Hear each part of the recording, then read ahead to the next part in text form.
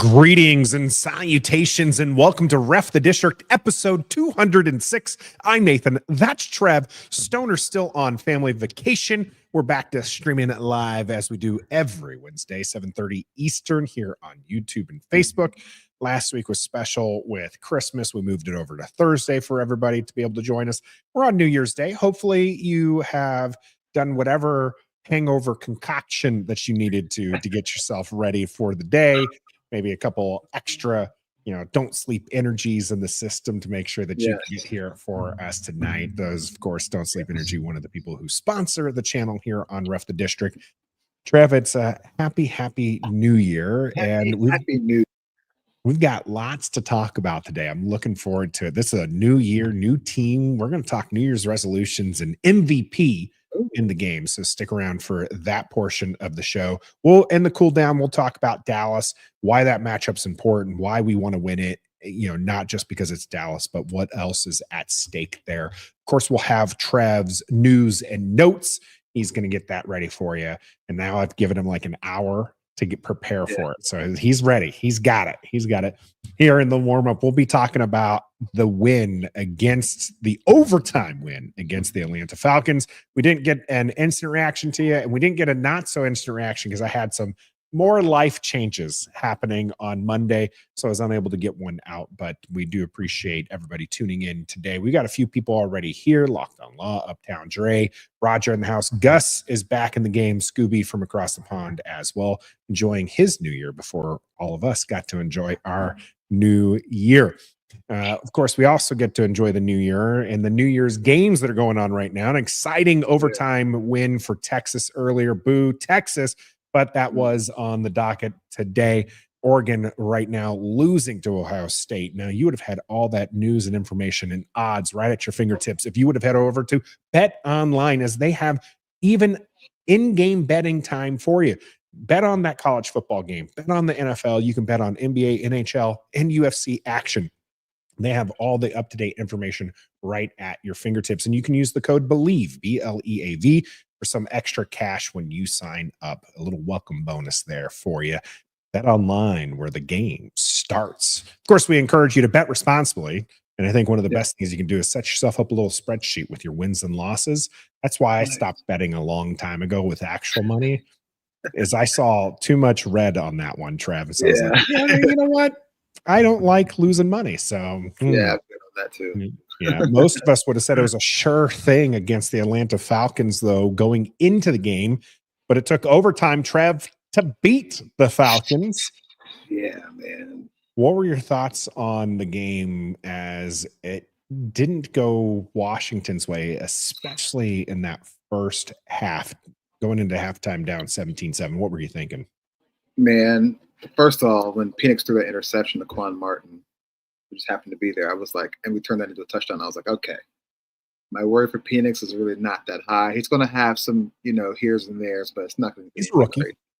Yeah, he's a rookie. He'll get his. But then it was like, after that, it was like we forgot how to score on offense. We forgot how to execute offense. And our defense was just like, hey, let's just go out here and do whatever. Like, it's the Falcons. We'll eventually win this game. But it's like, it was just really, really disappointing to see, because we've been spoiled this season already with the stats of our top 5, top 3 offense and points and plays and all this and that. And JD5 Rookie of the Year, and we're 7-2 1 point, and then 7-5, and then we win 3 straight. It's like, okay, we're used to looking good. We're used to executing and winning football. When things don't go our way in the first half, we start to. I know I was ready to jump ship on the game. Yeah, you in the group chat, man, you were bailing. Oh, I was bailing quick. So this is not winning football. Penalty after penalty after penalty, self-inflicting wounds, self-sabotage. I even tweeted that was our identity. We're a self-sabotaging team, which to some extent we are. Usually it happens in the second half, but this game we reverse roles. But going into halftime at 17-7, I was like, okay, we got to come out and score on the drive. If not, then we're going to have to rely on another JD5 comeback. Yeah. And I don't know if we can sustain it all the time. I do worry long-term about how, I feel like Jayden Daniels could absolutely take it and put it on the team on his back and win a good portion of games. He's done it already this season. I just wonder, like, at what point is it too much? Can somebody else, for the love of goodness, step up? And for the most part of that game, that was Zacchaeus. Oz was stepping up and had a great, fantastic day Yes. when it came to it, except for then he just spoiled it. Like, my Yeah. lasting impression of him was that ball doinking off his helmet again. I thought we Yeah. did this before. Oz, I thought we 2 times. learned, don't involve the helmet. Right. Yeah, it was so it was rough for him because I think I messaged you guys as well in the group chat. I said if he catches that, that's game over right there. You don't go to overtime. No, That you was going to don't. be the drive that you just go down and score. And instead Yes. we had to punt it away. And thankfully had a couple things go our way, some bad clock Mhm. management by Atlanta, and then Mhm. a missed field goal at Yep. 56 yards. I mean, 56 yards Yes. isn't a gimme. No, it's But, I not. mean, that's doable. Thank It goodness it's is. FedEx and not Riley Patterson. not down in Atlanta, because if it's down in Atlanta, that's probably good. But Right. FedEx, something happened in FedEx or not FedEx, sorry, Northwest. I Yes. put the dollar in the jar, everyone, for that one. But Sorry. yeah, I mean, did you see the video going around, Trev, of the bar scene, the Atlanta Falcons fans cheering? They thought that they made it. Bro, I was a part of that crowd, but on the defeated side. I'm sitting here watching. I'm like, You and oh my EP gosh, he both, by made the that. way. I was like, he Yeah. made that. We just lost. But no, yeah, that video's hilarious. Oh, it's Without great. It fail. was great. I was swearing up and down a storm. Mhm. Thankfully, I was out here in the shed watching the game because I was being so loud. Nobody in the house was going to be asleep during this, with all the kiddos and stuff. Oh, yeah. But yeah, I don't know what is going on with Davis. But Oh my my goodness, gosh, like, that bro. drive was so frustrating because it's like, hey, we're Oh, going to get the stop. Then he gets penalized. And I was like, oh my goodness, they're in field goal range, to, screaming up and down that he missed the field goal, to overtime. And I want to know from those watching as well, when we won that coin toss, I knew it was yeah. game. Me That was too. it. Me too. It Me was too. there. It was just like, this is Mhm. Jayden Daniels is not going to lose this game. When that No. coin toss was in our favor, I was like, that's it. That's all you needed. Now, I do wonder if the coin toss went the other way, Trev. Were you confident in the defense to hold Atlanta and give Jayden Daniels the chance to win the game? Confident, yes. Nervous, like, you know what? Yes. Mhm. Because we displayed earlier in the game that we can stop them when needed to if we had to, and we've shown earlier in the season we can do that. But at the same time, it was like, yo, they just scored a touchdown. They got momentum. Winning the coin toss is extra momentum for them. So the nerves definitely would have been there, but confidence would have been there too. Yeah, it was. It would have been something had Davis not committed that penalty, right? Oh Because my, I felt the defense did better the second half at yes, containing the running game and yes, not allowing the Falcons offense to get going. No, but Penix was starting to deal. He was yes, starting it was. to find a rhythm there, and that was a little concern. But even then, I felt like the defense was fine. But then you have those stupid penalties, which was really the name of the game all the time, Trev.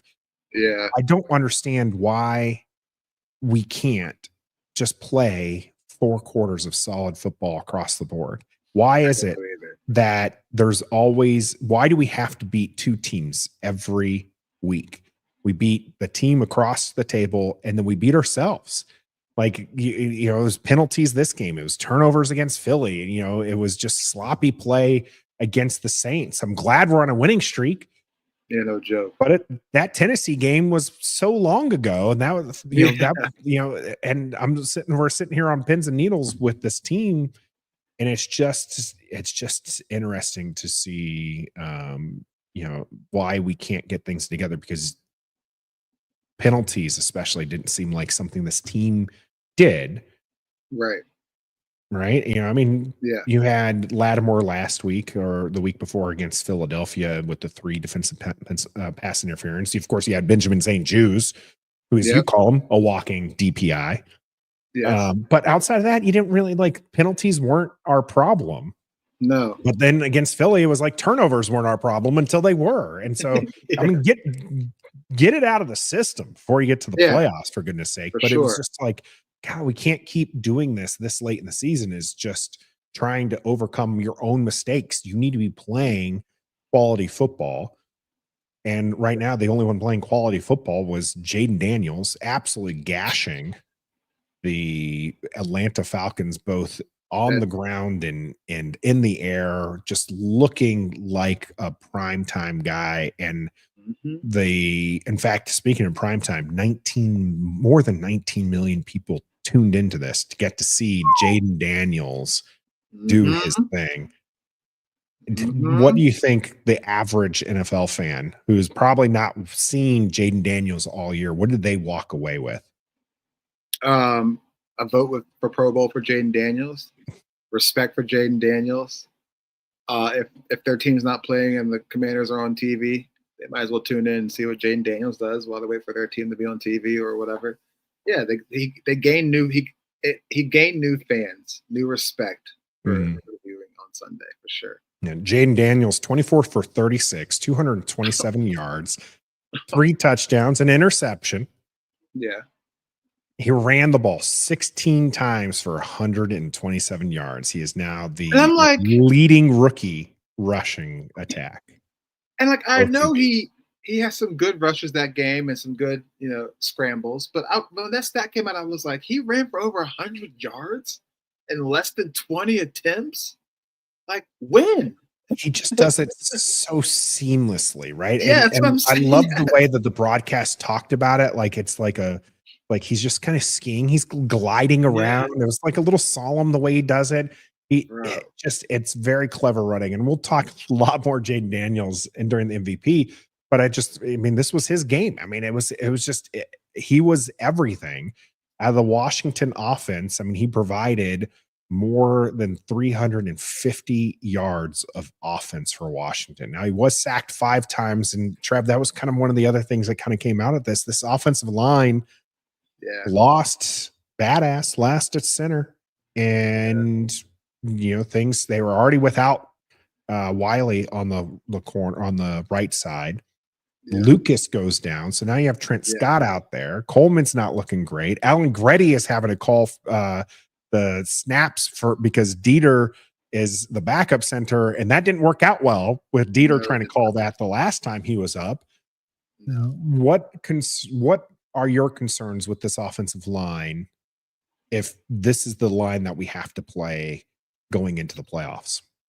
Very, very concerning, but also not as concerned as we've been in the past, just because we can see what Jayden Daniels can do back there when under pressure. Yes, he'll take some sacks. It's the NFL. It's going to happen. He's going to get sacked unless you're Tom Brady. But other than that, you're going to get sacked. But we also know that it's a 50-50 chance of that sack happening with Jayden Daniels back there with the football. So, but it's concerning because he's used to the line of Wiley, Lucas, or Wiley, Coleman, Allegretti, Badass, Cosme. Like, that's the line that, we were 7-2 with. That's the line. And that's when we had the most success. But now that all the offensive linemen are going down with injuries, we got to bring in new faces and guys that don't get as many reps in practice. And it's huge. Like, people might, the average fan that we just talked about, like, well, what do you mean? They all play the same position. No, it's different. From all the way down from the cadence to their style, their technique, their pros, their cons, their abilities, their incapabilities. Like, it's just because Lucas plays left tackle like Coleman does not mean they're the same left tackle. I mean, you see it. We had Trent Williams at left tackle for years, and he was the GOAT of all tackles. We lose him. We had to throw in serviceable guys like Charles Leno, and then we drafted Brandon Coleman, and we've had Lucas, we've had Trent Scott. Like, we just had serviceable guys, and that takes a toll and makes a huge difference to how your offense is ran. So my concern is there, but it's not overly concerned, like I said, because we got JD5, the magic man back there, that could make something happen at least 50% of the time if something happens. Yeah, I think he's been doing a good job on moving the ball. Now, some of these sacks I would absolutely put on him when it comes down to, but some of those sacks, as pointed out in the chat here from TJ, they were nothing. right? I mean, we're talking 5 sacks for 31 yards. This is the thing that continues to impress me when it comes to Jayden Daniels is the yards per sack. It's not devastating. You know, we're used to seeing sacks of 10 plus yards where you go from a 1st and 10 to a 2nd and 23, and you're like, okay, we might as well just start the draws and the screen game now because you ain't making that up. But Jayden Daniels, he has a couple of 0-yard sacks in there where he just barely, didn't get back across the line. And he had some this game with that. And that's partially true. And he does what he can, but I think the most appreciative thing that he does is he's not holding onto the ball longer than he should. Right. His pressure to sack ratio, something that we know about from last year, and my concern going into this year is north of 20, but it's just barely north of 20 right now.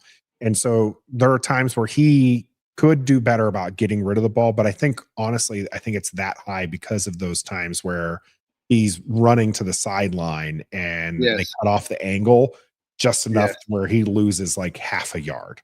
Right. And so I'm not overly concerned about it, but I do wish that just toss the ball out, take the hit to I mean, dude, you were 24 of 36. That's outstanding. It is. That's great. Now, on the ground, things weren't really going well for Washington. Brian Robinson, 13 touches, 60 yards. Chris Rodriguez, 5 touches for 16 yards and a touchdown. Now, Brian Robinson, 4.6 yards a carry. Why is this running game struggling? Is it all Biadish not being there or Biadish not being there, or is there more to it? I think that's definitely a part of it. Like we just talked about how important each offensive lineman is to a football team. But also it just feels like his vision is not there as it was in the beginning of the season. Also, I don't know how healthy he really is because, like we've mentioned on this podcast before, he's looked a step slower after he comes back from an injury a couple games or something like that. But I don't know what it is. He just hasn't been hitting the holes like now. There was a couple of plays where he did hit the hole. Like, I think in the second half it was better running for him than first half. But I don't know if it's not all on Biadish being out. It's just I think it's on the vision too. I'm not saying it's Anthony Lynn's fault, but I think it's solely on B-Rob. Like, he's just not reading the right hole. Maybe not reading the correct gap. It just looks uncharacteristic coming from B-Rob. Yeah, it was a very interesting game, and it's something that we're going to have to watch going into the playoffs. Yeah. Washington going to be on the road during these, and some of these are going to be potentially some cold weather places. We'll be talking about that, especially if they end up matching up against Philly when we get to those games. Trav, let's wrap this up and get into our MVP talk here in a little bit. Of course, we've got to give out our no-goes and go-goes. So first, who's your no-go for this game? My no-go is going to be Michael Davis. That man was just not – and I don't know what happened. Like, I've seen him play bad games, but that's probably the worst game I've ever seen him play. Just not making tackles. We got that crucial penalty on him. Just getting burnt from the line of scrimmage. It was just not a good outing for Michael Davis at all. Yeah, he definitely had a rough go, and we talked a little bit about him. My no-go is going to be a guy who probably should be a go-go, but it's going to be Oz. You got to catch that. I know you had a fantastic day against a former team. That was his lone drop. He had 8 catches and 85 yards, a touchdown, and so 9 targets. So it was his only drop of the day, but if he catches that, you don't worry about a coin toss. You don't worry about a 56-yard field goal. So he's going to be my no-go because I'm going to be overly harsh here to start off the new year.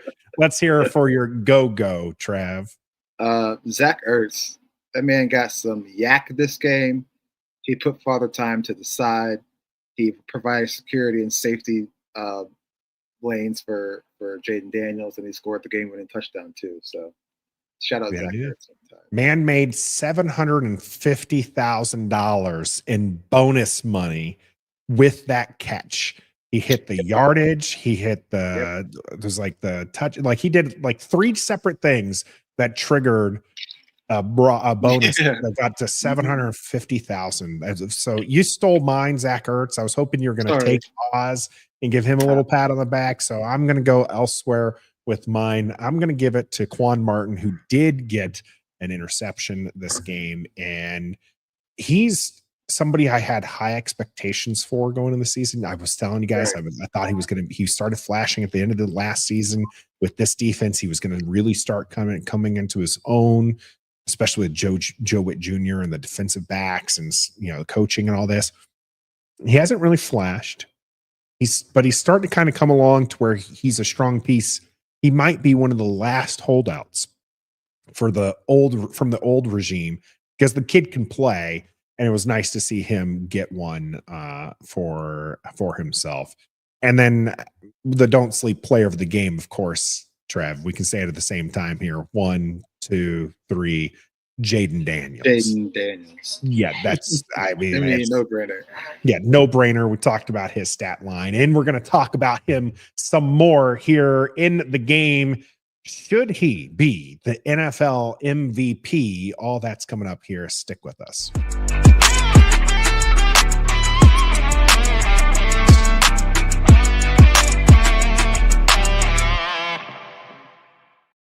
Welcome to the game here on episode 206. It's a happy new year. And we'll talk about some New Year's resolutions before we get to the Dallas game there, Trev. But yes, sir. You're at the cool down on the band right now. I am on the cool down because I am a horrible, horrible production person. No, you're not. You're tired. Had a long weekend.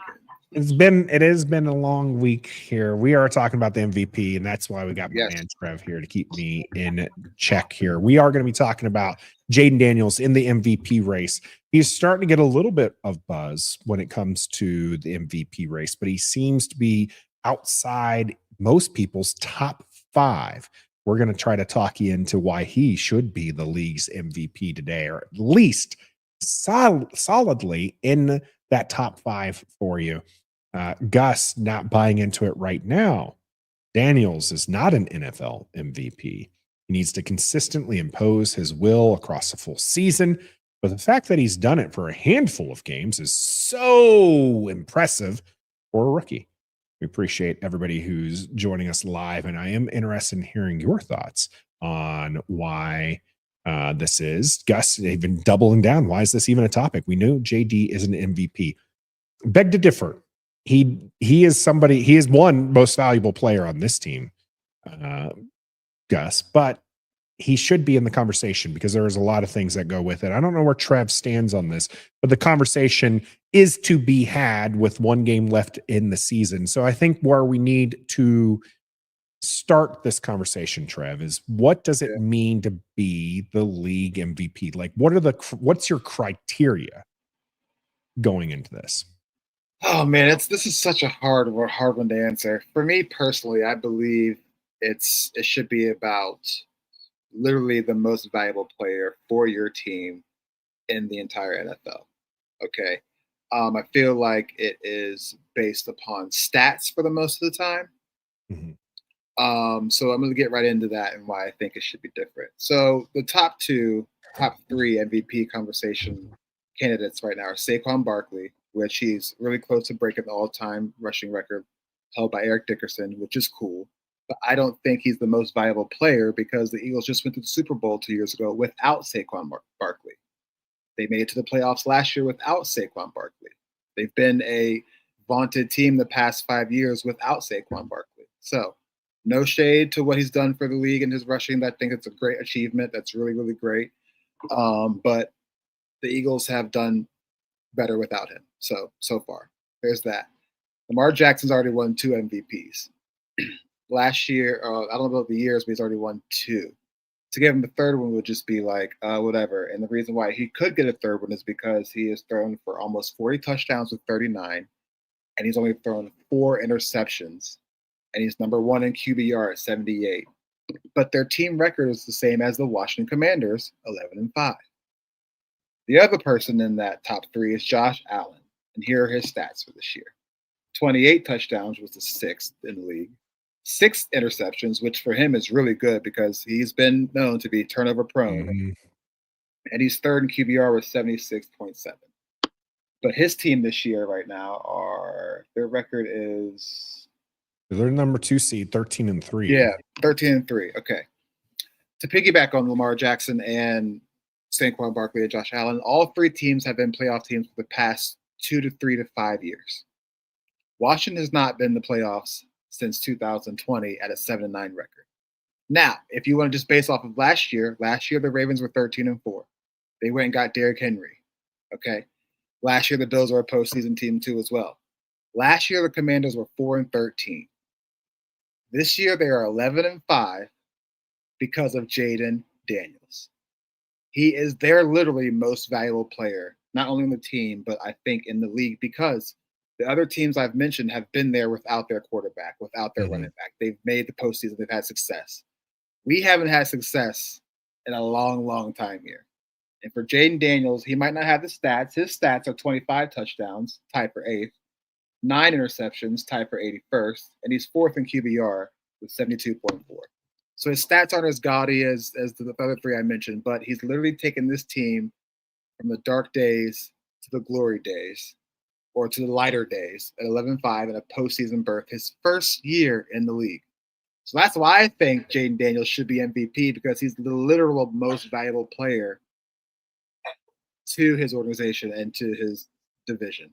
Man, Trev just breaking it all down for us here. Yeah, the criteria, it's rough because when you think about it, literally most valuable player, then like each team submits their person who they would not be winning games without. And this would be an entirely different team without Jayden Daniels. And he is the most valuable player to this team.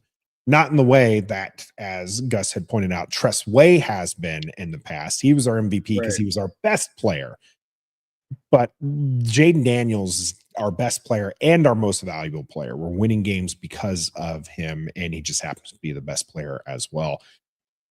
So, but that's not this award, right? No. And it does go down to some stats there, and there's some politics as well. His son here is asking, has a rookie ever been in the league MVP? Once.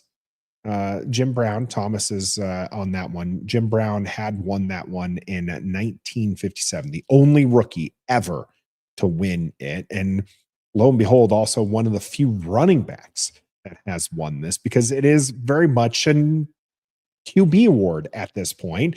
It's been a while since we've had a non-QB win it. Doug here even calling it out, saying, hey, they need to have an MVP and an MOP, Most Outstanding Player Award. To me, there's a difference. And there would be, there is a difference. But the problem with that is you'd probably see MVP as the QB award and the MOP as the other player award. And it's no different than what we see when it comes to running backs. Saquon Barkley's not as great of a season as he's having, is not going to win the MVP. Doesn't even matter if he plays against the Giants and he rushes for 250 yards. He is not going to win the MVP because it is a QB award. But what he will win, likely, I mean, Joe Burrow might have something to say about that, but he is the Offensive Player of the Year award. That's what they've been doing to these outstanding running backs as of late, or outstanding wide receivers as of late, is saying, hey, you're not going to get the MVP award, but we'll give you the Outstanding Offensive Player award. And that is what they end up doing when it comes to that split. My criteria, a few different things. One, you do have to have the stats, right? You have to be productive to be an MVP. You have to be on a winning team, likely playoff bound team, but at least a winning team. And I will then say you have to be a superstar. You cannot win the game, even if you have the numbers, even if you're on a winning team, if you don't have star power. You just can't do it. You're just not going to get a run-of-the-mill kind of guy who just puts up good, 35 touchdowns, 10 interceptions type deal, which, I mean, most of those would be stars. But, I mean, sorry, Sam Darnold, I don't think you meet that criteria. You're not a superstar. You're not a star. You're having a fantastic year. Jared Goff, sorry, you're not a star. Like, you don't have that star power. I hate to say it, but I mean, these guys are having fantastic seasons and they're the MVP of their team, but I just don't see them in there. This isn't quite like the Heisman, Trev, where you have to have a Heisman moment. right? If that's the case, if you need a Heisman moment, Jayden Daniels has that on lock. MVP. He just, I mean, you're talking the most ever in the NFL, not even a rookie, the most ever touchdown scored in 30 seconds or less. He's got the most ever NFL 100+ years, and that's your guy. Yeah. So yeah, he's got the clutch gene, he's got the superstar status. So Jayden Daniels right now checking all my boxes in the criteria. So now we do go towards what you were breaking down, which is him compared to these other, MVP players. Let's start with Saquon Barkley, because he's the first up on this CBS Sports one that I have. And I'll bring his up on the ESPN one. And I got a Bleacher Report here that does not list Saquon Barkley, which is interesting. But Saquon Barkley, more odds are in favor of Saquon Barkley winning it over Jayden Daniels, which is ludicrous to me because it's a QB award, Trev, right? Yeah, I know. Yeah. Is there any world where you think Saquon gets it? Let's say nobody else is up for the award but it's just between these two, where Jayden Daniels does not win it over Saquon Barkley. If he already broke the record, to be honest. I mean, that is a crazy thing to do. Eric Dickerson, all-time rushing record, and Saquon Barkley breaks it before the end of the season, before playoffs. I'd probably have to give the nod to him because that's a remarkable thing. It really is. Hate to be like that because an Eagle, but just being honest. Yeah. I think besides the fact that it's a running back versus a QB type deal, you mentioned a couple different things in there where, this is a winning team even without him, right? This is a team that he is not the lone superstar on that offense. No. They have a handful of players that are really good. And so while he is having a really strong running back season, probably 10 years from now, it's going to be looking a little bit like some of the really strong rushing seasons that we've seen from other players. And so it's not that special. And as Locked on Law points out here, Derrick Henry has almost 1,900 rushing yards, and he's not even in the conversation. Exactly. And so I think that's just where it is. And when we stack them up with like criteria, there's both superstars, both on winning teams, both putting up gaudy stat lines. But really what it comes down to for him is he's not really doing anything special. And I guess I didn't list this as a criteria that's putting him above other players, right? Jayden Daniels has those clutch moments. Jayden Daniels has those, memories. Saquon might still have one of the best plays of the year. Don't get me wrong. That backwards hurdle, fantastic. That also was super early in the season, and nobody it's not something that's on people's minds, right? Right now, it's going to be one of those things. I'm sure there's a couple people listening right now who are just like, "Oh, that's right, he did that." So it is what it is. So Saquon, we'll move him off the list there. Let's go with somebody who is surging up in a conversation I actually had with a Cincinnati fan recently, and that's Joe Burrow.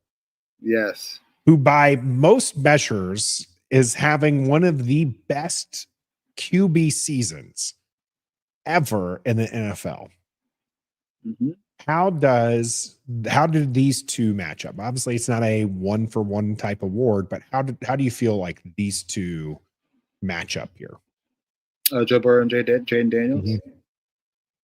Mm-hmm. This is another one. He is the most valuable player to their team, to be honest. Without Joe Burrow, I don't think Jamar Chase and T. Higgins would be half the receivers that they are. Don't get me wrong, not discarding their talent, but I don't think they would have half the successful seasons they've had in Cincinnati if it was somebody else other than Joe Burrow throwing into them. But they've been there before too. They've been playoff teams. He's reeling his team into the playoffs this year. A lot of things need to happen too, but they were just 3-8. Now they're 8-8. They won 5 straight, I think, and he's just playing lights out. Similar case of Jayden Daniels for this season. I don't know what their record was last season, but I know it was better than 4-13. But he's having the same kind of season. He's willing a team that's not supposed to be there and getting him to that postseason spot. Jayden Daniels did it, and Joe Burrow's trying to do it. So I think that's more of a similar than Josh Allen and Lamar Jackson, which we'll get to. So I think if the Bengals were a double-digit winning team, this is Joe Burrow's award. Oh, I do. I mean, he insane stats, Trev. What are his stats? 4,600 yards, 42 touchdowns, 8 interceptions. He has gone off several times with, he's on 3 touchdowns and 250 yards. He has the league record right now, I believe, in how many games in a row.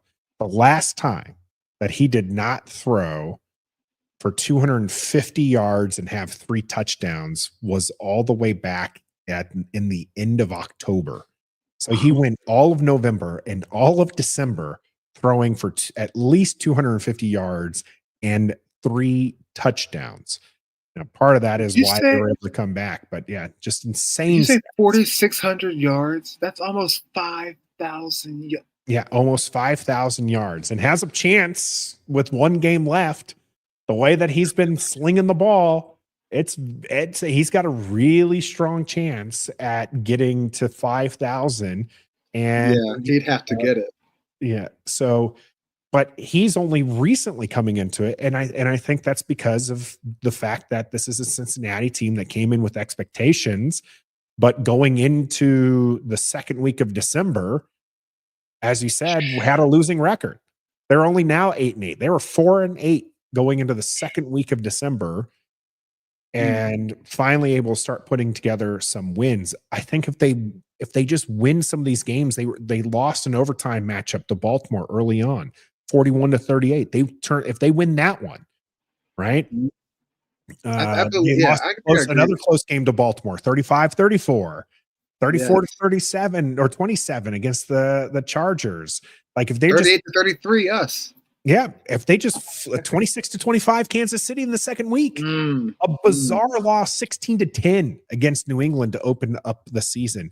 If they just flip a couple of those L's to W's, if they're a double-digit win team, he is putting up insane stats to the point where he would be, in my opinion, MVP. But that's where he falls short. Is he's not really on a winning team. It's Cincinnati. They can't even win and get in. Right. Okay, they need to win and have Denver lose and Miami lose. Yeah, to make it to the playoffs, and that right there is enough to be like, okay, that's why Joe Burrow. It doesn't matter that you're having a great season. You're having a great season on a team that's just not putting it together. And the MVP award, part of it is it's not fair. But it's partially designed this way is to be the most valuable player on a winning team, right? And I think partly that's designed because even though I don't think this is the case for Cincinnati, but part of it is, you don't want to have players like a QB who's throwing up garbage time numbers, and then so they have the gaudy stats, but then their teams are losing because they're always to win the award. That's why you need to have gaudy stats and a winning team. Well, he doesn't have a winning team. So that's why I'm going to leave Joe Burrow off our MVP race list here. So we already got a couple knocked out.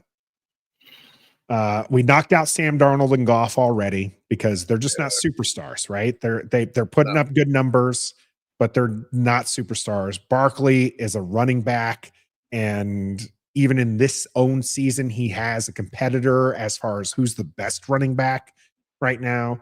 You got rid of Joe Burrow. Okay. Yeah. There's realistically only 2 other players that are in this race against Jayden Daniels right now. Yep. We're going to go against the guy who is most seen as the second place currently in the award for now, the race for this award, and that is Lamar Jackson. Which is crazy. He's second. Yeah, 2-time MVP. Trev, tell me this. Do you feel that Lamar is getting overlooked a little bit because of the fact that he already has 2 MVPs? Like they're just like, we've seen Lamar Jackson do things like this. We're not going to give him another award. Is it the LeBron effect where we just can't give the award to LeBron every year? We can't give it to Lamar Jackson every year just because he's super special. We got to give someone else this award. No, because Aaron Rodgers won the MVP 4 times. Now, it might not have been back to back to back, but 2 of those 4 years were back to back. So, no, I don't think so. I just don't see how he's second. And I think maybe the record really comes down to him between him and Josh Allen, who we'll get to next, I'm sure. The man's only turned the ball over less than 5 times. He's only 3 touchdowns behind Joe Burrow and probably like over 1,000 yards less than Joe Burrow. His team's 11-5. Josh Allen has not even 30 touchdowns, over 5 interceptions, but his team is 12-3, 12-2, something like that, 14-3, 14 currently in the lead for the NFC North, a division leader. That might be something to look at as well, right? So they're 11-5. Exactly. Same record as Washington right now. Mm-hmm. So, but for your question, I don't think it's because he's already won 2 because of the whole Aaron Rodgers for MVP thing. Like if he wins it, he's probably deserving. You know what I mean? So Joe here saying it's the joke. I can't say his name. Joke. I can't get it out. Jokic effect is what Jay's here saying. And that's what I'm thinking. It's just, you get kind of voter fatigue. And it's just like when you see something so special for so long. I mean, we're not even mentioning Patrick Mahomes, who's having a down year, but his team has 1 loss, locked up the first seed with 2 or 3 weeks to go in the season. And yet he's not even sniffing it. And it's just like, that's Patrick Mahomes. He's going to do Mahomes-ian things when it comes to that one. TJ saying Lamar got MVP solely off the best record last year. They were 13-4. They were pretty good last year. Locked on Law saying Baltimore lost 2 games they should have won. I think Jackson loses out based on that, and I feel like that could be part of it too, Trev. Like, I mean, you're talking a couple close games. That's all it takes to really lose this. That's when it comes down to the record: 11-5 versus whatever the Bills are, 13-4, whatever they are, something like that. 13-3. So it's tough. It's that award is a tough award when it comes to criteria because there's so many different things that play into that. But it is most definitely a quarterback's award. Yeah, he's currently 45 yards shy of 4,000 yards, 39 touchdowns, 4 interceptions. He's added. Yeah, it's insane. Added 852 yards on the ground and another 4 touchdowns. See, and he could get to, that's outstanding to me. But there it is. Is that the most outstanding player award, or is that the MVP award? Gaudy. So just gaudy numbers. And this is probably your closest Jayden Daniels comparison, right? Like if you're going to argue which one over, you got the same team record. You've got a running quarterback that is doing, excellent things on the ground, 864 yards rushing for Jayden Daniels compared to the 852, 3,500 yards compared to 3,900 yards. 39 touchdowns is big. Yeah. Huge gap. And it's almost as much of a gap as the 9 interceptions to the 4 interceptions as well. So, I mean, it's pretty outstanding what Lamar Jackson's going to do. So where is it? If it's the same record, similar stats, although there are, like we said, a couple good passer stats going Lamar's way, where does Jayden Daniels, or how does he, stack up or beat Lamar Jackson in the MVP award race? Beating him if he's on the schedule, start off. We didn't do that. Didn't do that. 30-23. I guess he probably does have to win a few more games. I mean, we are 11-5. It's no slouch because we were 4-13, but we lost some games that we probably should have won.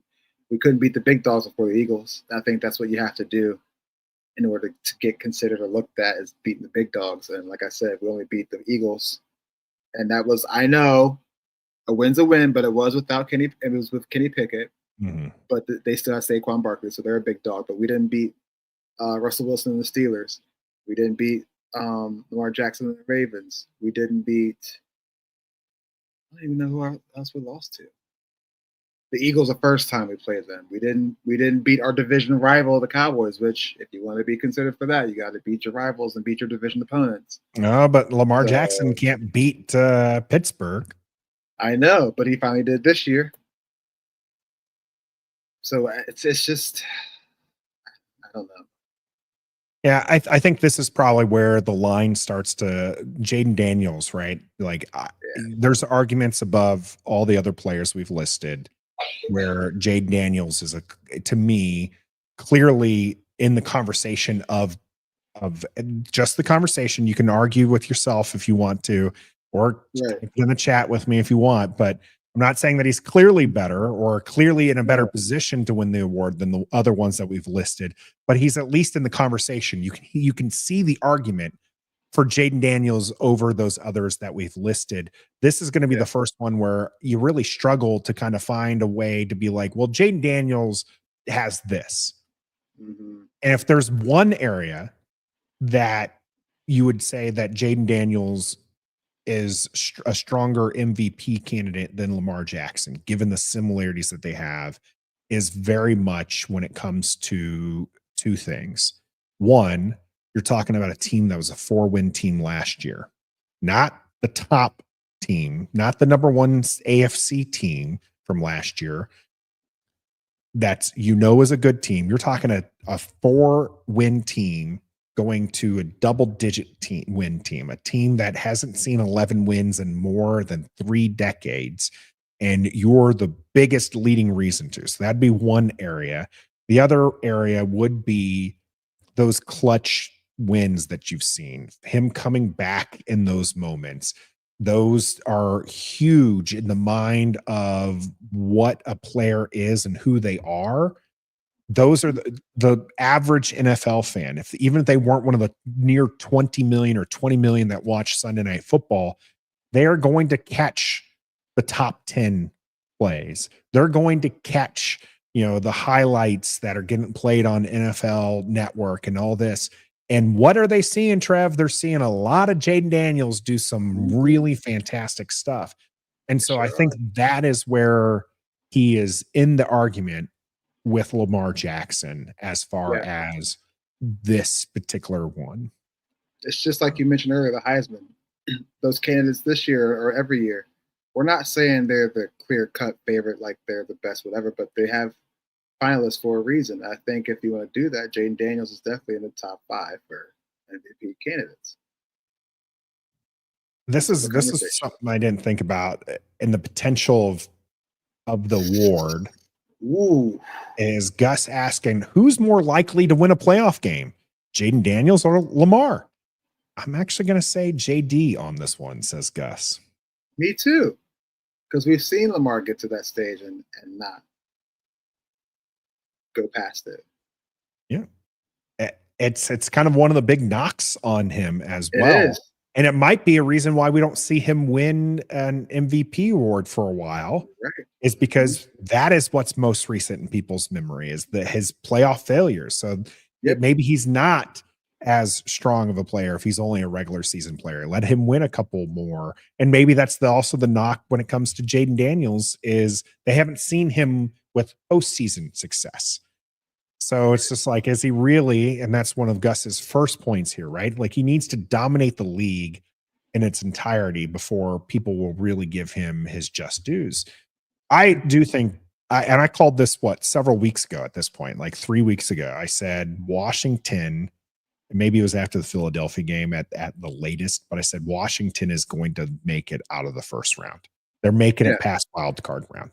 They're going to. I don't care if they're the 7 seed going up against Philadelphia, or if they're the 6 seed going up against what I know most people are hoping is the Rams. they're getting into the divisional round. So I say Jayden Daniels is more likely to win a football game in there. That leaves one left standing, Trev, in the argument for MVP. And that is Josh Allen, 13-3 record, 28 touchdowns, 6 interceptions, 3,731 yards. Number 2 seed in the AFC, does it all for his team. Gets it on gets his money on the ground, gets it in the air. He doesn't have a star-studded team, right? Like he's had in years past. He's had some people. I mean, they've got James Cook, but the leading receiver. Do you know who their leading receiver is? Khalil Shakir. It is Shakir. I mean, when you're talking about who they've had before, that's a big time drop off from Stephon Diggs from before. But I mean, he's having a fantastic season here on the ground. I'm pulling up his 531 yards and 12 touchdowns. So if you're talking about the fact that he has low touchdowns in the air, 28 isn't he's got a usually impressive numbers for a quarterback, MVP, but he's got 12 on the ground. So he's got a total of 40 touchdowns. Which is pretty. I hear that's pretty good. I hear it's not too bad, and I do think if you take him off that Buffalo Bills team and insert their backup quarterback, they are not 13-3, and because he's playing with a bunch of, I don't say nobodies, but he's got Keon Coleman as a rookie receiver, Khalil Shakir, an aging Amari Cooper. James Cook is a really good running back, but he hasn't been looked in the top 5 as running backs in the league, but this year he might. So he's doing it kind of similar with the same weapons as Jayden Daniels, but if you take either one of those quarterbacks away from those teams, Commanders or Bills, they would be nothing. I feel like Baltimore, if you put in Josh Johnson, who's their backup too, I think they could still possibly be 11-5, maybe 10-6, because they still have King Henry. They still have the same receivers. And their defense has still been suspect all season. So I think Josh might actually win because they are 13-3, and if you take them away, they would probably be 3-13. Yeah, I really feel like it's going to end up being Allen's award. I think that he was kind of a favorite early on when they were actually racing Kansas City for the 1 seed, and he's not really done anything to lose it. You've got Lamar, who is seen as the second place person, or Saquon, a running back, or a guy who's already won it twice, and his team is not as good as the Bills. I think that's where he falls down a little bit. Now, DC Dave did ask, and I've seen this question a couple different times here. So DC Dave asked, can Ref the District give some perspective on the MVP voting?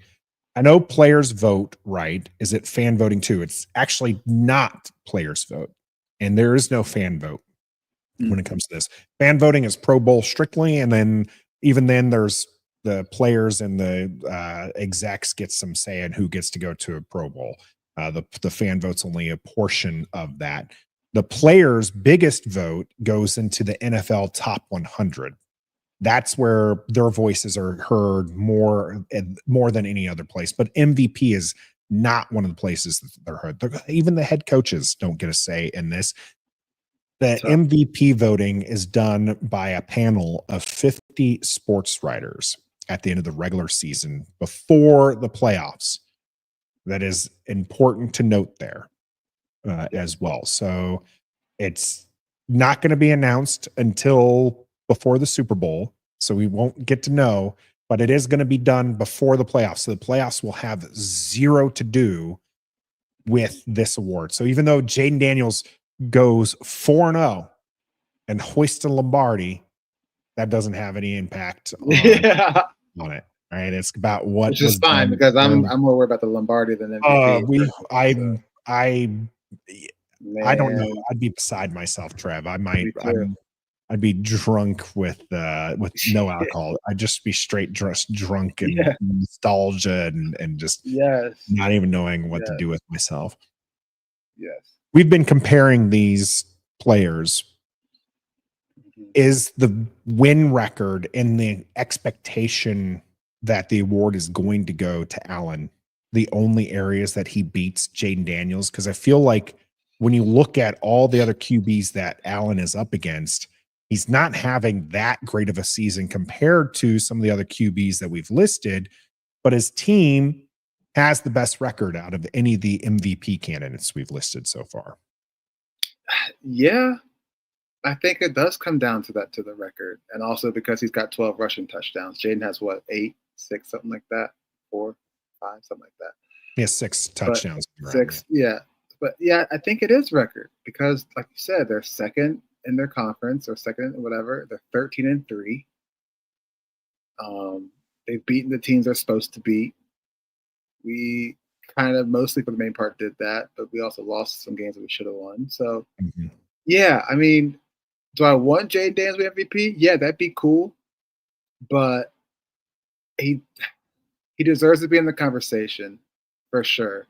But I don't feel like he should win it. But he should be in the conversation, if that makes sense. Yeah, I think we're clearly showing that he needs to be in the top 5 of the conversation. Like in my opinion, at least, if not the top 5, at least like right outside of it. Like to me, he's at least in the top 5, and there's arguments for him even going all the way up to the 3rd spot. Right. And then maybe you can make the arguments, like we said, against Lamar Jackson, although Jackson's has, again, some super stellar passing stats that are box score stats. Because when you start talking about some of these more analytical stats, the super nerd stats that I love, like Jayden Daniels is way ahead of a lot of QBs this year, just insane stats.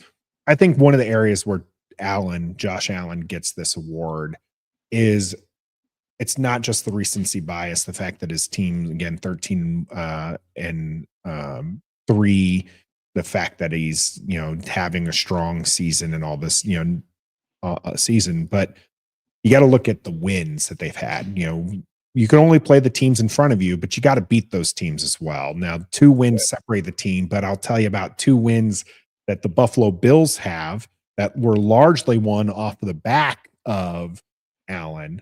Were won against the Chiefs' lone loss on the season.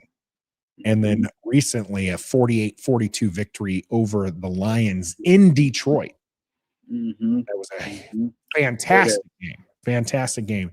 So you're beating you beat the number 1 AFC team, and you beat what could be the number 2 NFC team, or number 1 NFC team, rather.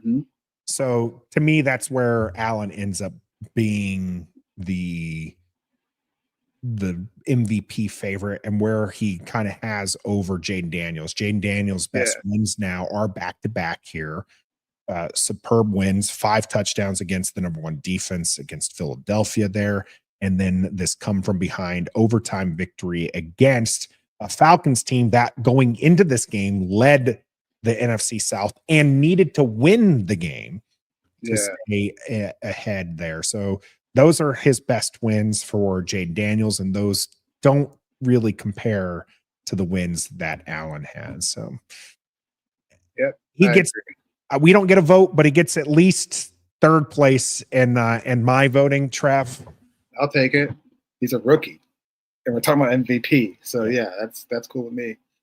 Yeah, and it's kind of funny. We went from Big Simple here. Jayden Daniels had the rookie of the year wrapped up since week 5. He started wavering a little bit there. Those 3 losses, Bo Nix started kind of coming in the conversation, but I do agree with Big Simple. Jayden Daniels, and I called it way early on, was going to be offensive rookie of the year, but Jayden Daniels versus Bowers versus Bo Nix really kind of felt a little bit like the WNBA, Caitlin Clark versus, Angel Reese or anybody else, right? It's just like, we're really doing this because it's a conversation thing. No one really believes Bo Nix is going to be the offensive rookie of the year. No one really believes a tight end is going to win the award. I will say that I feel like the Bowers thing, people really started hammering home like, I think they're the people who didn't like Daniels or don't like Washington. And so they're trying to really hammer home Bowers is having the best rookie tight end season ever and all this other malarkey. And so the stats starting to come out for Jayden Daniels, where he's having the best rookie QB season of all time. And he's like putting up all these records and stuff. I feel like that was in direct relation to the Bowers talk. Oh, for sure. Like it was Bowers. People were like, "Oh no, Jayden Daniels can't win it because Bowers is having an all-time tight end rookie season." And it's like, okay, well, Jayden Daniels is having an all-time QB rookie season, so sit yourself down. Exactly. And give the award to him. It will be interesting to see where he finishes out with this award, and this hopefully will be just one of those first seasons that we're talking about him kind of being in the mix for an award. It is a fantastic place to be. We started last year, Trev, 2024, kind of down in the dumps, losing streak, didn't know what we're going to do. We knew Ron Rivera was gone and all this other stuff. Ended 2024 on a high note. What are some of your New Year's resolutions for this team? Oh, man. And go ahead in the chat as well. When you hit that like button, subscribe to the channel, and share it to your friends. Make sure you hit that comment section as well and let us know what your resolutions are for the Washington Commanders. Can't play a perfect game, but at least have a team that can put it together for all 4 quarters. Self-sabotage is going to happen. In the NFL, it's the NFL. Somebody's going to be better than you. It's the NFL. You are going to make some mistakes. You're human. But get a team that can put together for all 4 quarters. Come out and start fast as much as you can for every game. Stop waiting to get punched in the mouth in order to start to play your game or make it interesting or whatever you want to put it. And then just stay aggressive. Be willing to win for the person next to you and keep that culture that Dan Quinn and AP brought in here this season to the high standard that they have it at right now, or make it even go higher. Start to be more respectable in the league from your peers. Because at the end of the day, people on the team, they are your peers, they're your colleagues. You all do work together. But start to earn their respect. I think it's already happening this year with the front office and what we put on the field. So where we're at right now, just take the next step. The next step is just to keep going. It seems like there's a lot of faith in Jayden Daniels as a QB. Yes. And with that faith in the quarterback position, you're starting to see players from opposing teams be excited about Washington. Even the teams that beat the 5 losses we've had, even those teams put some respect on. They're like, hey, we won today, but like that's a dude over there. And this is not going to be a team that's going to be easy to beat for decades, because that guy right there is going to give you the run for your money. Yep. Yeah. Fantastic place again to be in. I like the ones that we're hearing right now. Jay just wants us to stay healthy. Gus, this is something I've been preaching for a while now. Yeah, man, they That's should. The New Year's resolution: give Chris Rodriguez the rock more, run the ball. Yes, and let him do it. Just do a 1-2 punch of B-Rob. I don't care if they're thunder and thunder. Right, just flip and hit it. Just pound them in, make them feel. Isn't that one of the things Dan Quinn talked about? They're going to feel us the next day. Well, you'd make them feel you by running each of those guys like 15 times a piece. I like just that. do it. And I know the game dictates some of that kind of stuff, but just you gotta get a feel for it and let Chris Rodriguez, let him go a little bit. Let him see. Let him try to get something, because he has some good tape where he can run. I'm not saying he's going to be consistent. I'm not saying I don't want him replaced next year. Right. Those are things I want to see happen, or this year, I guess now. But yeah, give him the ball now. This is a time of the year where you got to run the ball, right? You need to stop the run, which we're not good at, and you got to run the ball. At least we're not good consistently, as you mentioned. Scooby, get the name and logo sorted. There's always got to be one. Regardless of- Always got to be one, and never score an extra point again. Yeah, give me a dude that when we need 1 yard and everybody knows what we're going to do, get that yard. Yeah, we do need some help around this team. Washington has the fourth most cap space, like about 100 million in cap space. There's going to be some things there. Grimjaw, keep Mike Davis on the bench. No one expected going into this game, the Atlanta Falcons game, to want Benjamin St-Juste on the field. I know Trev, it was eating him alive. He was like, I want to see Benjamin St-Juste out there now. It's just like they were targeting Davis over and over again. It was insane. Just good. Yeah. You talked about the culture, made me think about just how good the culture is, right? Not a fake culture, not the coach saying that there's a culture, but actually seeing the culture in action with this team.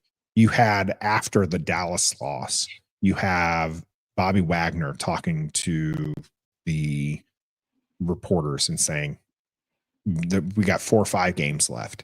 I said, this is a good team. We're going to win. That's his message to the team. Don't let these people get in your head. Just go out there and win football games. And that's what they've done since that loss, right? So him being able to do that. You have Marcus Mariota, who I never would have expected ever have just ungodly amounts of respect for until this last week against the Falcons, right? Where he goes up to Jayden Daniels after the team took a timeout because Jayden Daniels took a hit and had to catch his breath there in overtime. And Marcus Mariota goes up to Jayden Daniels and said, stand up, catch your breath, stand up, catch your breath. Use your God-given talents and go win us this football game. And by golly, that's what Jayden Daniels did. But I mean, it's just, that's the culture that they've brought. These are the guys that they brought in. Did you hear about the Mariota story? You hear about a story? What I just relayed about the God-given talent? Yeah. So before that, he was sick. So he had to miss a couple of days of practice. His wife had a baby on Christmas Day at 7 p.m. He flew there, had the baby, took a couple of days, came back to Atlanta came back on Saturday in time for the walkthrough for Sunday's game, and then came out there and spoke those words to Jayden Daniels. Now, that's relating to your culture, bro. Because Marcus Mariota, he did the same thing just in Atlanta a few seasons ago. He left the team, and the team was like, I don't even know where he is. This year, he leaves the team for personal reasons, good reasons, and then comes back to make sure that he's there for Jayden Daniels for Sunday's game. That just speaks culture. These guys want to come back and continue to show up to work, even if they're having newborns or they're sick. They want to be here with their brothers on this team. And that just is a great example that you showed about culture here. Oh, my goodness. Love it even more. Again, complete and utter, just respect for Marcus Mariota, something I didn't expect. I literally made an Atlanta when he was with Atlanta and he threw the ball on the ground from the ground, right? I have an Atlanta Falcons logo of that. I made it for my buddy who's a Falcons fan. I did not expect to have this much respect for him coming into 2025, but here we are. My biggest New Year's resolution for the Washington Commanders is build upon the season that you've had. No matter where the season goes, build upon it. You have $100 million in cap space. You had a 60% turnover from the roster from 2023 to 2024. Don't stop there. Right. Keep replacing guys. Guys like Davis probably not going to stick around. Benjamin St-Juste, the Ron Rivera curse might continue, and you're probably going to see more and more players that were drafted from yesteryears just not stick around as this regime continues to put in their guys. Continue to find those guys who are players who maybe we didn't know we would appreciate, but on the field or off the field, they're doing great things. I think Iggy has been a fantastic pickup for Washington, and I would not be upset to see him take some more time. You've got players like Jeremy Chin who might be looking for a big payday, but maybe he takes a cut to play here for you because this is the right fit. Yeah, there's so much at stake. What I want is I want to go into next season feeling like we're going to get 11 plus wins again, and it not be a farce. It not be something where we're looking through burgundy and gold glasses. I want it to be the truth. That's what I want to see from these Washington Commanders. And I also want to see, Trev, a win against Dallas. Now, Big Mac here saying we need to rest Jayden and Eckler for the playoffs. Don't worry about playing Dallas. Got some Eagles logos there. Happy New Year. Happy New Year to you too, Big Mac. And unfortunately for you, I guess, we do need to continue playing Jayden Daniels. And I don't think we'll see Eckler, but we'll see some Jonathan Allen again. And we're going to see a little bit more as Washington plans to play their butts off to win against those Dallas Cowboys. Why? Because the 6th seed is at stake. We're going to be talking about that here in the cool down. Stick with us.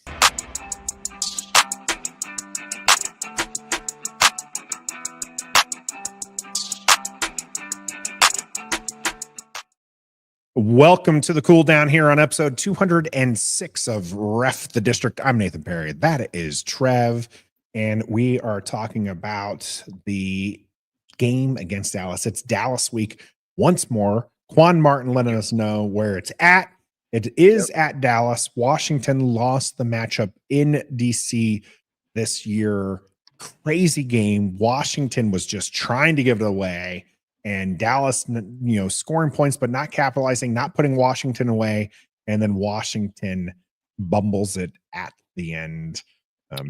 We all know that. We know the story, but that's not the game here now, Trev. We've got an entirely different game to go for. Before we get to the news and notes, tell me how you feel going into this game, because there's a lot at stake here for the Washington Commanders, currently in the 6th seed right now, which means they would play the 3 seed, which currently is the Rams. It at most would be the Bucks or the Falcons. Those are your only players that's the only teams you're gonna play. Okay. One of those 3 teams is who you're going to see, likely going to be the Rams. Now, they have to win because the Packers are the ones that they're facing up against. And the Packers are, who they're playing against, Trev? The Bears. The Bears. Not a good team. And it looks like probably an easy win for the Packers. So Washington going to have to play full 4 quarters here to win this game and walk away with the 6th seed. That's why it's important. So I want to know from you, what are your thoughts going into this game before we get to news and notes?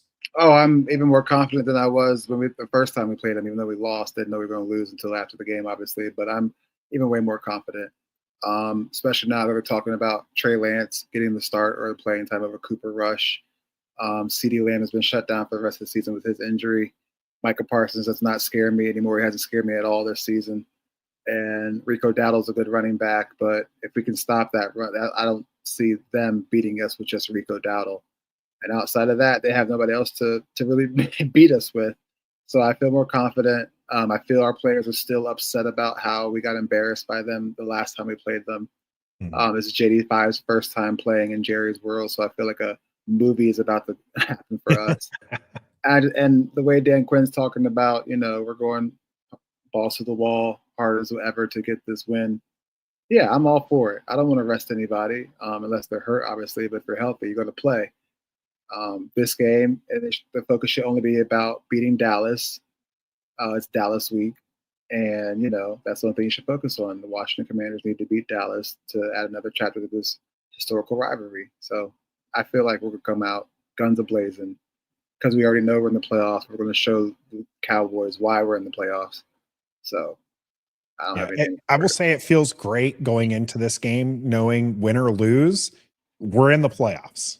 Yeah. Okay? Win or lose, get out of this game healthy. That's the big thing, right? Win or lose. I want a W, but win or lose, I want healthy players going into the matchup. Now, I do think that winning the 6th seed is important for the team. As much as I've called out Philadelphia and said, I want Philadelphia in the playoffs. Do not shy away from them at all. Gus here pointing out earlier, Philly would be the only possible cold weather playoff site if we finish with the 6th seed.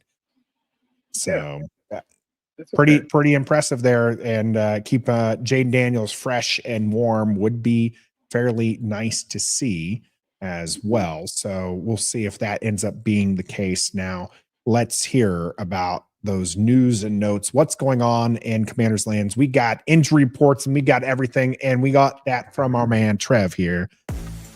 For all your Commanders news and notes, it's the TNN. Here's Trev. Here's Trev. Yeah, shout out Trevor one time. Yeah, what's up, guys? Trevor here with the news and notes of 2025, fresh on New Year's Day, the first day of the new year. Practice was today inside of a bubble because they said it was too windy outside for them to do what they needed to do. So there's that. We had 12 players as DNPs for practice today. Now, there's more to it. 6 of those players were a rest day. The other 6 just chilled. It was a jog through today. It was a walk through, jog through. No pads, no helmets, just the jerseys and baseball caps, sweatpants. So it was just chilling pretty much. But there was a full-time participant for the walkthrough today, and his name is Austin Ekeler. That is correct. The Commanders have just opened his 21-day practice window to come back to the team. Ben Standick, if you don't understand, that means this is the first week he's eligible to come off IR and play. Now, we were just talking about Dan Quinn saying, you know, everybody's going to play, nobody's resting. Here's my take on Austin Ekeler. If he's healthy, I think he should play on a pitch count. He's missed a few times. He's missed a few games. He's probably got a little bit of rust. He is an older player, so more rust is probably there at this amount of time he's missed. And I would much rather see if, you know, I want to see him get back into game speed before the playoffs. I'd rather him get out all the nerves, all the mistakes, the whatevers he's got to get out in this Dallas game, so that way it can't harm us in the playoff game when it truly matters. I'm not saying it should be the 1-2 punch like we've had him before. I'm not saying it should play 50% of the snaps, but 30% would be cool. Get him some game action, get him a couple reps out there so he can get up to speed. As far as everybody else's rest today, it was Jonathan Allen, Jamison Crowder, Zach Ertz, Khalil Farrell, Dante Fowler, and Terry McLaurin. The other people who were DNPs that were not resting were Tyler Owens with an ankle, Andrew Wiley with the groin, but DQ said today in the presser he's trending the right way. So he might be able to come back on Sunday, but so far it's positively. Tyler Biadasz ankle is a DNP. That's something we need to keep an eye on because he did not return to the game on Sunday with that ankle injury. Downby Brown has the hamstring injury. He just missed last game with that. He might not be able to go this Sunday. Hamstrings are finicky. Just ask Marshawn Lattimore, who's also on the DNP list again with the hamstring injury. But I feel like he'll be ready to go for playoffs. I think Down will be ready to go for playoffs too. But as far as Ekeler, yeah, get him some game speed reps in there a little bit, and then we should be good to go. Anything else that happened today? Pretty much. Oh, we signed an offensive tackle named Max Percher, journeyman guy through the international program. He's been on some practice squads, but we need tackle depth because Ben Standick said we were down to our last 2 due to the injuries last week. That's not good. You definitely, as much as we joke about John Bates being a offensive tackle, he's not, and you don't want to see that for any duration there. So other than that, that's about it. It's just like a light day today for practice. So I wouldn't be too worried about all the DNPs today. Yep, a lot of those guys just wait and celebrate their New Year's much later. Gregory, just to answer Gregory's question here. Rams not locked in. They're locked into the playoffs. They're not locked into their seed. They're currently 10-6. And so this is important note because Washington, if they win the 6th seed, will play the 3 seed. Right now, that is the Rams at 10-6. If they were to lose against the Seahawks are a good team, 9-7, just barely outside the playoffs this year. But if they lose, they'd fall to 10-7 with a conference record of 6-6. That means the Tampa Bay Buccaneers, if they win, would be 10-7 as well, with an 8-4 conference record, giving them the tiebreaker in that regard. Atlanta Falcons, likewise, is currently with a 7-4.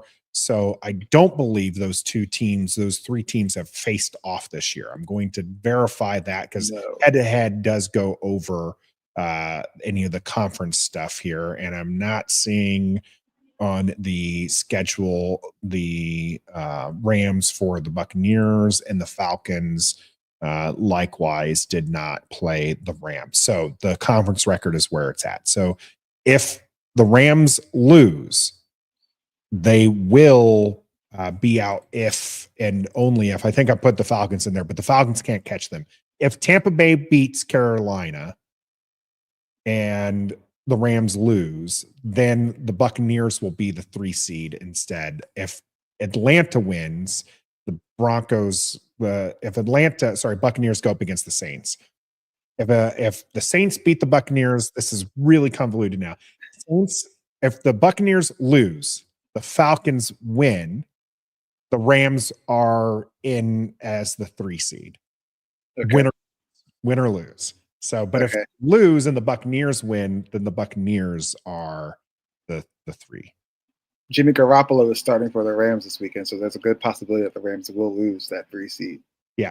If the Buccaneers can beat the Saints, that's important one. Saints are a weird team when it comes to the season. They're not a bad team, but they're not a good team. No, and so you just don't know. So the main thing Washington needs to do is win. And then you're going to face a non-Philadelphia team in a warmer climate, conducive to the team, and potentially either a rematch against the Buccaneers. Wouldn't that be great for Washington to show how much they've grown since week 1? Or you have the game against the Rams where, you can have an explosive offense, maybe not. Stafford could potentially pick apart, please no Davis. But that's going to be future talk. We're going to be talking more about this Dallas game right here. But this is why it's important. This is why you have to play these teams right now. Dallas is a team you just want to beat anyways. This is a division game. This is an opportunity for Washington to finish 4-2 in the division. Trev, been a while since we've seen that kind of record for Washington. Splitting the series against Philadelphia and Dallas and then sweeping the Giants would be great going into next season. I think that there's not too much that goes from season to season, but division records, like you want a 4-2 to really feel good about yourself going into the next season. For sure. I agree, especially against Dallas. I mean, Washington and Dallas is one of the oldest storied rivalries in any sports. You always want to beat Dallas. You never want to hear anything from them because they still will talk. This is Dallas Super Bowl. When they have a down year and the Commanders have a better year, Washington has a better year, the last game of their season is usually one of the teams' Super Bowl. And this is Dallas Super Bowl. They want to spoil it for us. So no matter who's playing, if it was Dak Prescott, if it was Cooper Rush or Trey Lance, they're going to give us their all. I'm not saying don't sleep, but also don't stress. Mm-hmm. Yeah, it's one of those things that, like you said, they hated the way that they played and lost against Dallas earlier this year. This is not a Dallas team that is firing on all cylinders. They are missing a lot of key players. They are missing, they're not playing up to the potential of what they have on the roster. You've got guys like Micah Parsons and CeeDee Lamb. You don't expect to lose games, even if you have to start Cooper Rush at QB. This is also a Dallas team that, even though the season was practically lost, was fighting pretty dang on hard up through the last couple of games. They're 7-8. The season, looked like it was lost after losing the Texas Bowl to the Texans, but then they go out and they beat Washington. And then they beat the Giants. They lose a close one to the Bengals, but they still weren't out of it. And wins against Panthers and Buccaneers. But then Washington was able to eliminate them. Despite that win against the Buccaneers, Washington had knocked them out of playoffs by that point because Washington won their game against the Eagles. So those are some pretty good fights. It's a good 5-game stretch there. 4 wins, 1 loss. That was only by 7. But then they get blown out by the Eagles. Yeah. Eagles taking out some frustration after losing to Washington the week before, took out those frustrations. So I'm interested, Trev, what Cowboys team are we seeing? Are we seeing the team that beat Washington 34-26 in a weird finish with the onside kickoff return for a touchdown? Or are we going to see the team that has one of the worst point differentials that they've seen in a while? Because you got to think, before that Commanders win, I think they were at like -100 on the point differential. And in fact, I'm going to find what their current one is, because it is still abysmal. We're going to see a Dallas Cowboy team with a bunch of players auditioning for the offseason. We're going to see a Cowboys team with a bunch of players playing for their jobs and future jobs. That's what we're going to see. A bunch of no names, a bunch of depth chart guys, a bunch of guys that's going to be out there and trying to put good stuff on tape so they can have a job in the offseason or next year. That's what we're going to see. All their stars are done. Dak Prescott's done. They just shut down CeeDee Lamb. They let go Ezekiel Elliott, but he wasn't really a factor, but he's gone. Who else? Micah Parsons is not the normal Micah Parsons he's been. DeMarcus Lawrence hasn't played I don't know how long. Their O-line is not the same. Like, they're just not the same old Cowboys team. So now they're just fielding a bunch of guys looking to put things on tape for the offseason in the future. That's what we're going to see on Sunday. I do find it interesting when you hear these players talk for the Dallas Cowboys. Is, to me, an outsider, seems like they just don't want to be there, right? Micah Parsons doesn't seem happy. Saw him being frustrated on the bench. And it seems like Mike McCarthy has saved his job with that 5-game stretch there. Seems like he's going to be back, which in my opinion is great for Washington. Yeah, it is. But the players don't seem to necessarily be enthusiastic about playing, but they have what Washington doesn't, which is depth, right? Their Jags are a little bit better than our Jags, right? Washington does need to fire on all cylinders to really be a dominant team. And Dallas in years past has been able to sleepwalk or have Cooper Rush win a few games because you have a loaded roster. But like I said, most of those players are going to be missing this time, and they seem to not have any great joy in playing here. So it's like I said, that's going to be what's going to be interesting to me, is what Dallas team we're going to see at noon or at 1:00 on Sunday there. I don't think it matters in the end. I think Washington is going to win this game. It's a game that they need to win. It's a game that they need to do, as PNW Trout Slayer had said, it's a tune-up for the playoffs. They know that they have been winning off the back of Jayden Daniels, but they have not played a complete game since the bye week. So the Tennessee game was great. They do a bye week. They come out. They barely beat the Saints. They turn over the ball 5 times, 6 times if you consider the turnover on downs against Philadelphia. They eke out a win there, which they feel great about. But honestly, kind of a bit of a surprise they were able to do that. Then you have double-digit penalties against the Falcons, and you needed to go to overtime to win. Like, you're excited again, but you're like, we could do better. And I think that's this team's mantra, even throughout all these victories, has been, we can be better. We can be better. And so I want to see them do that, show that going into the playoffs. Go into the playoffs winning. You just beat two teams with a winning record. You just made Falcons 8-8, so they're no longer a winning record. But you beat 2 teams, 2 good teams, continued to win, beat a team that you're supposed to beat, right? Get into the playoffs, play strong, play a full 4 quarters. Is the other thing, Trev. Last time Washington not only didn't play full 4 quarters, but they didn't play all 3 phases of the game. Special teams looked great in the first couple of quarters. Disastrous. Game ending. Disastrous in the 4th quarter.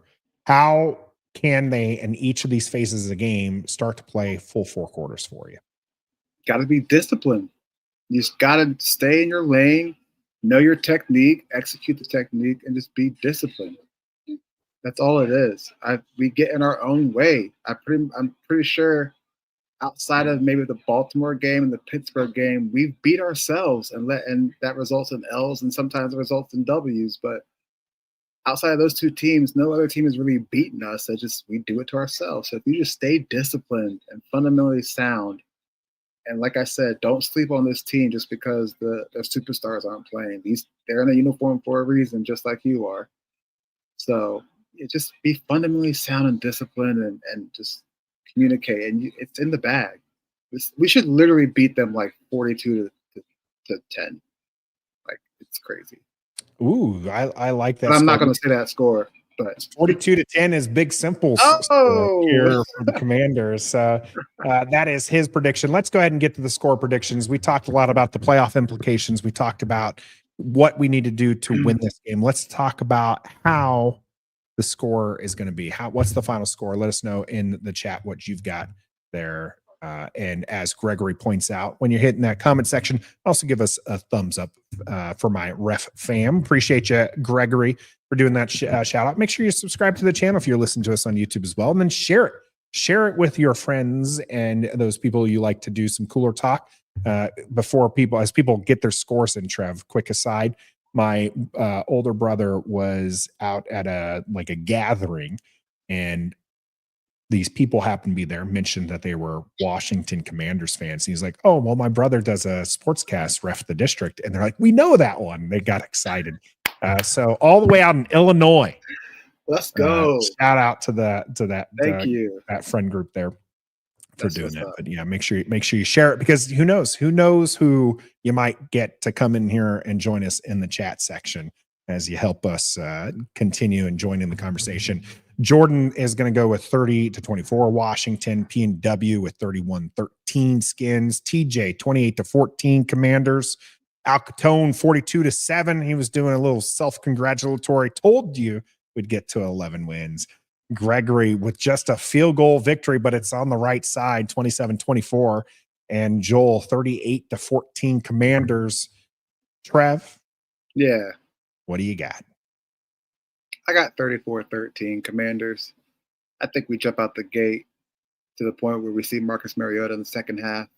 I think we do most of our scoring in the first half. And I mean, touchdowns like 21-0 will come out. Mariota will have a touchdown, but then the rest will be field goals. And then they'll probably get garbage time touchdowns, or they'll score early and won't score again until garbage time. So for Cowboys, so 34-13 Commanders. I love it. Oh my goodness. That's the only way I want to see the starters rest, is if we come out and beat them down. If it's a fourth quarter rest, that would be fantastic. Yes. I do think Washington has something to prove here. I do feel like their offense hasn't been firing on enough all cylinders. Their defense can't play a full game. They're going to come out here. They're going to go strong. I feel like it is going to be a 31-17 game for Washington. As you said, a couple early points there for the Dallas Cowboys, and then we won't really see much from them until the end, where they will be playing a little bit softer and get a last-minute score there. So that is my score. We'll see how the game goes on Sunday. We will have a normal instant reaction for you on Sunday, so look out for that one. We'll see how it goes. Gregory saying he hopes we're right. Well, I hope we're right too, and we'll find out on Sunday. We appreciate everybody tuning in tonight, where we talked about the Atlanta victory, MVP status for Jayden Daniels in this Dallas game. We're brought to you by Don't Sleep Energy as well. Forgot to hit them during the game, so make sure you check out Don't Sleep Energy. Fantastic DC DMV company there, local guys, great group of people. Make sure you hit that like button, share this content, and subscribe to the channel. If you're listening to us on your favorite audio platforms, make sure you leave us a rating and review as well. Join the conversation every Wednesday here on YouTube and Facebook.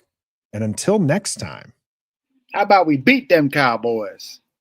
Be a fan.